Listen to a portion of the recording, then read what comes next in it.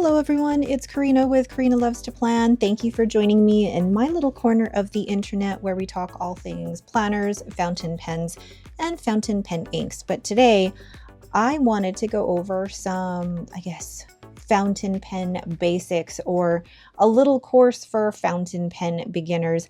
I know that there's a lot of people who followed me on my channel from the planner days and are just getting into fountain pens. And I've been asked to do, a little video on things that fountain pen beginners should know. So there are a few things that I'm going to go over today, with the caveat that I am not the be-all end-all expert on all of these. This is information that I've gathered from my experience, but also some of the research that I've done. I still recommend going out there and looking into other fountain pen YouTube videos and other resources to build up your information on fountain pens. But let's go ahead and get started. So the first thing I'm going to show you is basically the basics of how fountain pens work. Now, there are important parts that you need to look at here. You first have the nib, which is this gold-plated part here on the Pilot Kakuno, and then you have the feed, and then you also have what we call the ink reservoir. Now, I'm going to take this apart and show you each of the different parts. So what I'm showing you here is the nib, which is this here. And the nib can be made out of steel, or it can also have gold as part of it as well. And then the other part is the feed. And the feed is actually what is drawing the ink from the ink reservoir onto the nib, and then when the nib touches the paper, it works through capillary action to bring the ink from the ink reservoir through the feed onto the nib onto the paper. Very scientific, and I probably didn't explain that as clear and as best as I could, but you kind of get the idea. And then when we talk about different ink reservoirs, there are different ways that you can fill your pen with ink. The first one that most everybody will know is the cartridge. This is actually from a Benu fountain pen. This is a very large cartridge. And what you actually do with this is you poke this, and I'm not going to show this on actually I could show this on a Benu, is that instead of what you're going to see here in a moment, you can actually put this directly into the feed and it will poke a hole or puncture this part of the cartridge, which will then draw the ink into the feed and to the nib. Now, for those who aren't, or maybe just starting out with fountain pens and fountain pen inks, cartridges are a great way to start. But if you want to be more, adventurous with your ink, we also have, and I'm just showing you here, converters. Converters allow you to be able to draw up ink from, samples or ink bottles, but also allow you the flexibility to use many types of inks. And the converters that come with a pen aren't always exchangeable or interchangeable between all pens. There are some pens where the converter is proprietary to that brand. So for example, I'm showing you this one here, and this is got a piston in it that draws the ink up into the reservoir. Then you have this converter. This is the Pilot Con 70, and this requires a little bit of a pumping action to be able to draw the ink up. This one isn't as user-friendly as the piston, but it does definitely bring in a lot more ink. Another type of filling mechanism is actually one that is already part of the pen. So it's not actually a separate piece of the pen. As you can see here in the TWSBI Eco, it is a piston filler, and you actually place the pen directly into the ink and then use the piston to draw up the ink into the reservoir. So far we've covered your cartridge, your converter. And with the converters, you also have different types of converters. And then you have the piston fill. And then one that I don't have here, there's actually a couple here that I don't have, one of them being the vac filler.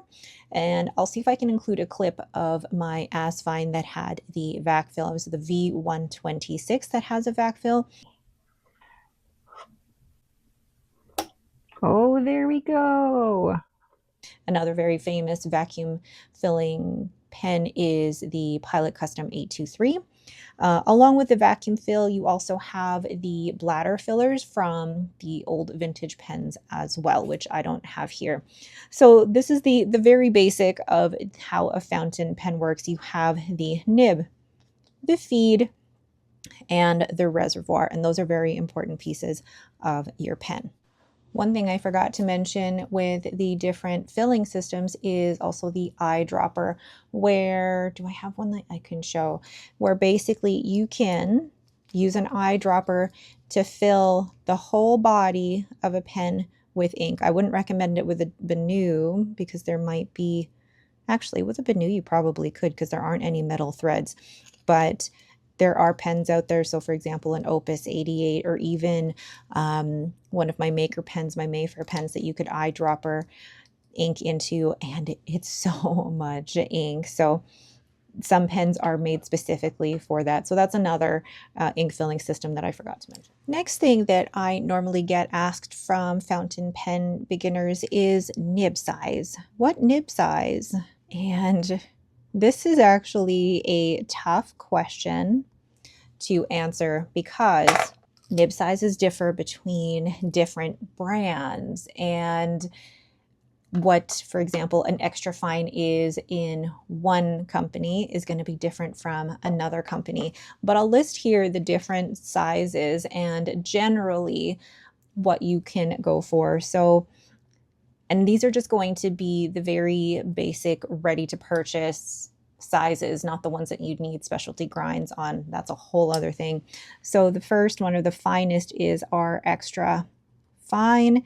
And this can normally be around the 0.4 millimeter sizing, which if you really like your fine point gel pens, an extra fine is great for you. And then we have our fines, which are maybe around the 0.5 millimeter mark as well. It doesn't seem like a huge difference, but for me personally, I definitely notice a difference between a 0.5 and a 0.4. And then we have our mediums, which I believe is going on to like a 0.7 millimeter. And if you're not sure where you'd like to start, fines and mediums are a great place to start. Now, these numbers, again, are a generalization. That doesn't mean that they're exactly that, which I can see can definitely be frustrating, but give these a try and see what you prefer. And then you have broad, which I believe is closer to like a 0.9 or 1 millimeter. And then from that, you also have a stub, which is normally a 1.1 millimeter. Now, a stub nib is not actually a rounded nib. The stub nib kind of looks like the nib is like this, where it's got a flatter edge like this, where your horizontal strokes are narrow and then your down strokes are going to be broader. I don't have a stub nib here with me to show you, but that's one of the first steps that you can take into specialty grinds, is trying out a stub nib. So what nib size should you choose when purchasing a fountain pen? Honestly, it really depends on you, and it also really depends on your writing. I definitely recommend, if you can get to a stationery store or a fountain pen store, to try out the different nib sizes, because even these measurements that I have here, they're not going to be fully accurate for all brands either. So for example, an extra fine in the Pelican brand is going to be very different to an extra fine in a Pilot. So I highly recommend, if you can, trying out the different sizes and seeing what works for you. So nib size. What nib size should you buy? It really depends. And I know that's not a very concrete answer, but it really depends. And I highly recommend trying out a few different sizes before making a decision. Along with nib size, one thing I didn't mention is the nib material. Now, for most people who are starting out with fountain pens, you're going to start with a steel nib. And if you want to try them out, you also have gold nibs as well. Now, the gold nibs aren't going to be 100% gold, because if it was 100% gold, it would be almost too flexible to write with. But I'll show you on this pen, for example. This is an 18 karat gold nib. So it is a gold alloy that's mixed with other metals so that it is firm enough for you to still be able to write with. Now, the question that I've also received in the past is, what is better, steel nib or a gold nib? And you know what?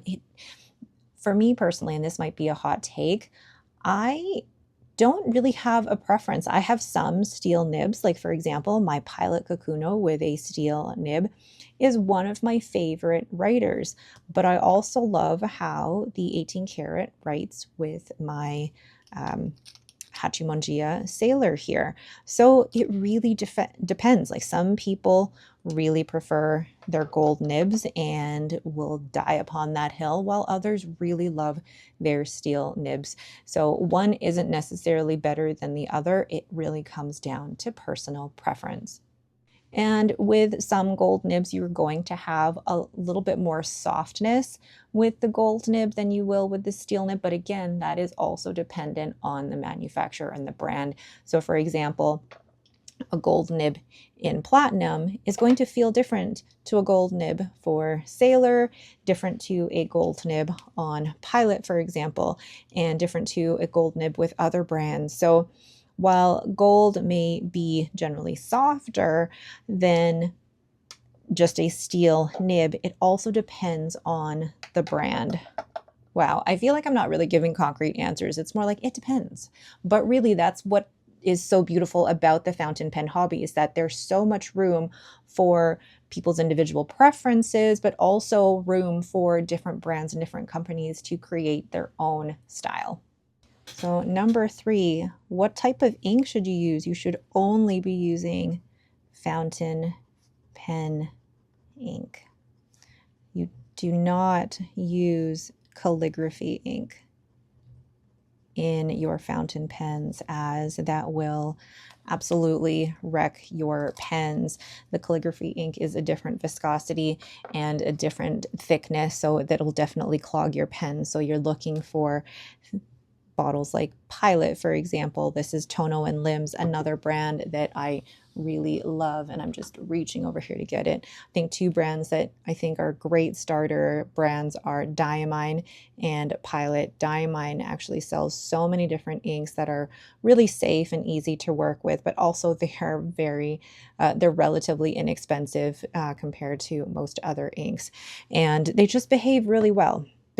So Diamine, and I guess the end of that message is only use fountain pen ink in your fountain pens. Don't use dip ink or India ink or acrylic ink. Only use fountain pen ink in your fountain pens. The next thing that you'll probably have questions about or ask about is ink properties. You'll hear a lot of people talk about these different ink properties. The first one is flow. So is an ink wet or dry? And this is a really, I think, important one. Some inks, and I feel like this is a little bit harder to explain, but wet inks feel like they flow really, really easily out of your pen, like this ink in particular. But then other inks feel like you want to push your pen harder on the page for the ink to come out. That's what dry almost feels like. And I highly recommend not pushing your pen any harder down on the page. You do not want to wreck your nib by doing that. Some inks are just generally drier than others, and I unfortunately don't know what combination of or what ink properties would make an ink drier necessarily, or what combination of the materials in an ink would make them drier, but it also has something to do with the nib. So some nibs may just not release the ink as quickly as other nibs. So it's a mix of both the ink property as well as the nib, but also the paper comes into it as well. Some papers really draw ink a lot quicker than other papers. So those three, the nib, the ink, and the paper, all can affect the flow of the ink. Then the other properties are things like color and shading. So there are going to be, and if you've been watching my channel for a while, you know that there are so many different colors of inks, and even within a specific color family, there's different tones and saturations of that particular color. So you will find many variations of colors and shading. And shading basically means, and I want to show you a ink splatter from a different page. Shading will look similar to this. Essentially, you'll have a lighter area and a darker area, and you'll be able to see that within your writing. So you can have color and shading, but along with that, even if you get, for example, a diamine ink and a Tono and Lims ink in the exact same shade, their properties for wet and dry may also be different. So all of these can contribute to ink properties. And then lastly, the specialty properties are things like shimmers, sheening, and actually there's a couple more as well, like permanent inks. And because of diamine, we have scented inks as well. So let me see if I can find an example of a sheening ink, because I don't actually own a lot of sheening inks because unfortunately I'm quite light sensitive. So let me see what I can find. But shimmer ink is an easy one for me. So shimmer, they have shimmer particles within the ink that show off really, really beautifully. Now, I know a lot of people may have trouble with shimmer inks and their extra fine or fine nibs, but they seem to work really, really well for me. Some people don't like putting their shimmer inks into extra fine or fine nibs or even into gold nibs, but as long as you clean your nibs and your pens properly, you'll be able to get all of the shimmers out. So that is shimmer. Now let's find sheen, and I know I can find one. Here's a good example of sheen. This is Versatile Press Poison Envy, and you can see, it's hard to show here, the sheen. It's not shimmer, but it's this almost different color than the base color, and then it just reflects light. Some people love that. For me, because I'm light sensitive, it does give me headaches. So I try to stay away from sheening inks. And then permanent inks, Diamine has introduced some this year in their, I forget the name of the collection. Please let me know down in the comments below. But they do have inks that are permanent. There are also inks that are archival inks or waterproof inks. And then we also have scented inks. So there's so many different properties now that inks can have. So if you're the type of person that likes shimmers or sheening or permanent inks or scented inks, you can find one for you. The next thing that matters when it comes to fountain pens is paper. And the type of paper that you choose is going to affect how the ink is going to appear. Now, my favorite paper that I use is the Tomoe River paper, which is in my Hobonichi notebook, but there are so many different papers out there as well. And that's why I do my fountain pen ink explorations on so many different papers, because each of them shows off different properties of the ink, but also each of them will have a different texture that some people prefer when writing. So there's, for example, Midori, Rofel, Bank, Onion Skin, and this is just what I know of, and I know there's so many other papers out there, but really it's a personal preference. If you like really smooth papers, Tomoe River paper is a really great one. But if you like paper that's cream and maybe has a little bit more texture, Midori is a great one as well. But just know that there is no right or wrong when it comes to paper. It really is about personal preference, but also know that your inks are going to look slightly different on each of these papers, and your pen may feel different on each of these papers. So paper does matter. Next, very important thing, and probably the thing that fountain pen people probably dread, is cleaning. And cleaning your fountain pens doesn't have to be something that you don't look forward to or dread. I actually don't mind cleaning my fountain pens, but really all you need is cold water. And I'll actually include links in the description below for some great videos on how to clean your fountain pen. I know Jet Pens has a really great video just explaining the basics of cleaning your fountain pen. So use cold water, no alcohol or bleach.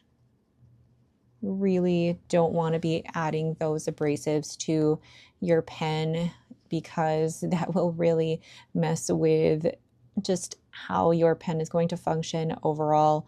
And then when it comes to cleaning, you really should clean when you change inks. Although I do know of a lot of people that they just add a new ink to their converter and then just watch as the ink has that transition period between the two inks before it goes to the new one. And some people really, really love that. And also, if you want to keep track of it, clean your pens. Your pens every 1 to 2 months if you're just using the same ink over and over again, just to clean it out, especially if the ink flow is becoming a little bit inconsistent. Cleaning it can definitely help with the flow getting going again. So I said no alcohol or bleach or even soap. Don't use soap. You do not need any soap or force to clean it. And then just a quick storage tip as well. Make sure to cap your pen when not in use. And also, if storing long term, clean it. Clean and dry. Dry, goodness gracious. And then I normally store it horizontally. But I know some people who store it nib up, but completely, either or. But I personally like to store my pens horizontally on the pen tray. I'm running out of space here. Okay, so number 7. Common mistakes to avoid. And one of them, pressing too hard. Do not press too hard on your fountain pens. You should actually have a very, very light grip on your fountain pens. 2, do not twist the nib to flex it. You may not be able to get it back to the way it was.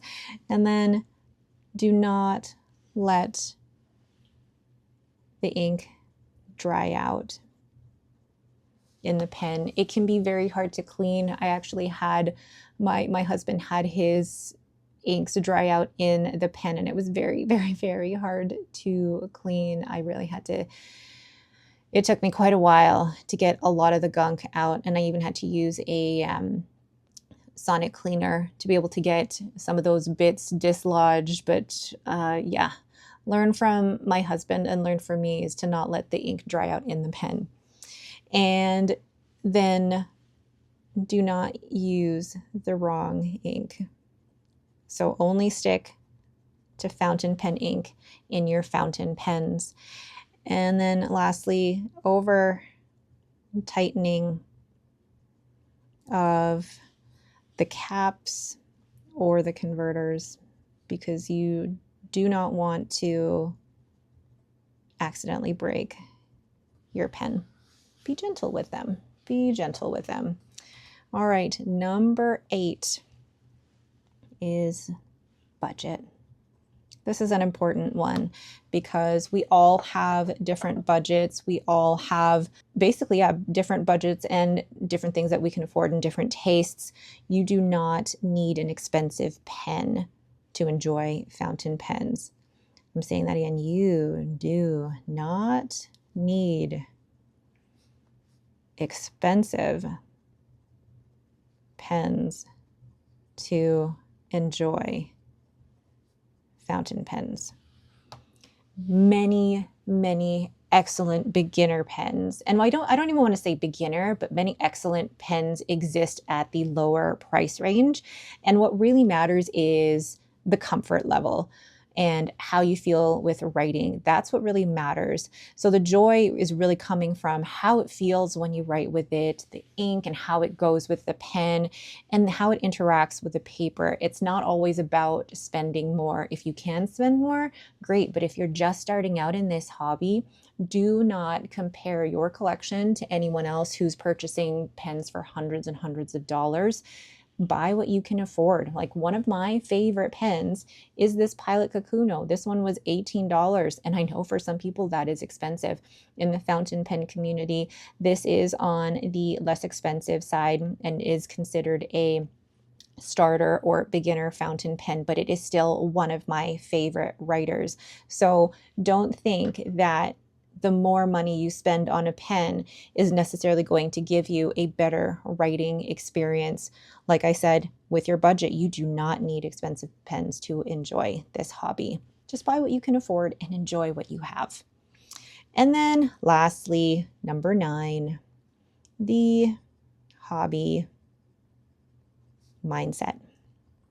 Okay, this can be a tough one, but some people like to go all in, and I totally did, but it's okay to experiment slowly. There are so many pens and so many inks that you can try, and it can be really overwhelming if you do them all at once. It's okay to experiment slowly, but also know that everyone is different. So we all take in information at different speeds. We all have different preferences. So not everybody's fountain pen journey is going to look the same. And also, what's smooth or perfect is subjective. So there's always going to be the split opinion on, is, for example, a gold nib better than a steel nib or vice versa. And it really is down to your personal preference. And lastly, there is no best. How can I write best pen or ink? Only what you enjoy. That's what matters. And no one can take that away from you. If you enjoy your pens that cost less than $50 and they bring you all the joy in this fountain pen hobby, then absolutely that's what works for you, and that is fantastic. But if you have a collection that you've worked hard for and is worth hundreds or thousands of dollars, then good for you too. There's no right or wrong in this hobby. There is no best pen or ink. It's only what matters to you. And then one thing actually I forgot to say, when I say it's okay to experiment slowly, especially when it comes to inks, I highly recommend, I'm going to add an extra point here, start with samples. Start with sample sizes of ink, because bottled inks can go a long way, and there are a lot of shops or vendors out there that sell samples of ink. highly recommend just getting a sample and trying that out and seeing what you like. And samples, while generally, if you're looking at the cost per volume, is probably not the most cost efficient, it's very space efficient because then you're only buying what you want to try rather than buying, 30 ml bottles or 50 ml bottles. So please take that into account. All right, so there are all of my notes for fountain pens for beginners. I hope this was helpful. And I know this probably is not the full expert opinion because I do not claim to be an expert on fountain pens. I'm still learning on a day-to-day basis, and I still do my research on a day-to-day basis. But I've been in this hobby for about 4.5 years now, and I'm happy to share what I do know and happy to answer any questions for those entering the hobby. And please don't hesitate to ask those questions because everyone in the fountain pen hobby loves talking about fountain pens. And I want to be the one that helps to welcome you into this community and show you that there is a place for everyone in this fountain pen community. But I also recommend, not just asking me, but also doing your own research. There are so many videos on YouTube and so many blogs out there as well on fountain pens. So go ahead and just do a little bit of research and you'll be able to find all of the information that works for you. All right, that is it for me. Thank you all so much for watching. If you have any questions, please leave them down below. Otherwise, thank you again and have yourselves a great day.